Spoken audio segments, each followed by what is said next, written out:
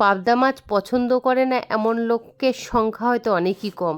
তো সেরকমই আজকে পাবদা মাছের একটা অন্য টাইপের সাদামাটা পাতলা ঝোল নিয়ে হাজির হয়ে গেছি। তো এই যা গরম, 40-45 ডিগ্রি গরম, কলকাতাতে বীভৎস গরম, সেই গরমে বাজার থেকে মাছ নিয়ে আসতে আসতেই নরম হয়ে যায়। তো মাছ নরম হয়ে গেলে কি করবে, কড়াইয়ে তেলটা যখন গরম হয়ে যাবে তখন 1/2 চামচ হলুদ দিয়ে দেবে, দেখবে আর মাছটা এক ফোঁটাও লেগে যাবে না। তো সেই মতো আমি প্রত্যেকটা মাছ আমি এইভাবে ভেজে নিয়েছিলাম। এইবার দেখো আমি বেশ 7 থেকে 8খানা আলু আমি এরকমভাবে কেটে নিয়েছিলাম, আর আলুগুলো কেটে আমি প্রেসারের মধ্যে 2টো সিটি মেরে নেব। তোমরা চাইলে একটাও সিটি মারতে পারো। সিটি মারার সময় কিন্তু আমি আলুর মধ্যে এক ফোঁটাও জল ব্যবহার করব না। এটা কি হয়, আমার আলুটাও বেশ মোটামুটি সিদ্ধ হয়ে যায় আর রান্নাতেও সুবিধে। এখানে আমি 6 থেকে 7টা কাঁচা টমেটো কেটে নিয়েছি, কড়াইতে দিয়ে দিয়েছি সামান্য পরিমাণ সাদা তেল, আর এদিকে দিয়ে দিয়েছি কালো জিরে, দিয়ে দিচ্ছি 1 চামচের মতো গ্রেট করা আদা বাটা। এবার একটু দিয়ে দিচ্ছি জল, জলটা দিয়ে আমি দিয়ে দিচ্ছি 7-8টা কাঁচা লঙ্কা। তোমরা কিন্তু ঝালটা তোমাদের মন মতো দিতে পারো।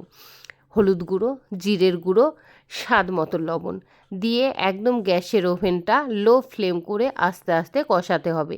যখন মশলাটা থেকে তেল প্রায় ছেড়ে আসবে তখন আমি বাকি উপকরণগুলো ব্যবহার করব।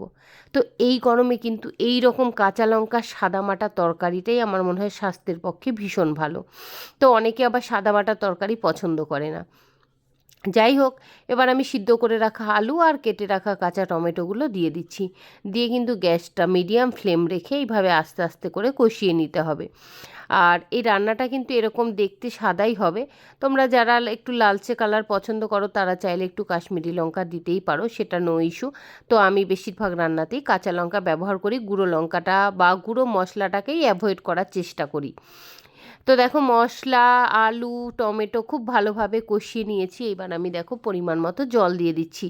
তোমরা যতটা পরিমাণ সবজি থাকবে বা মাছ থাকবে সেই পরিমাণটা একটু বুঝে জলটা দিয়ে দিতে হবে।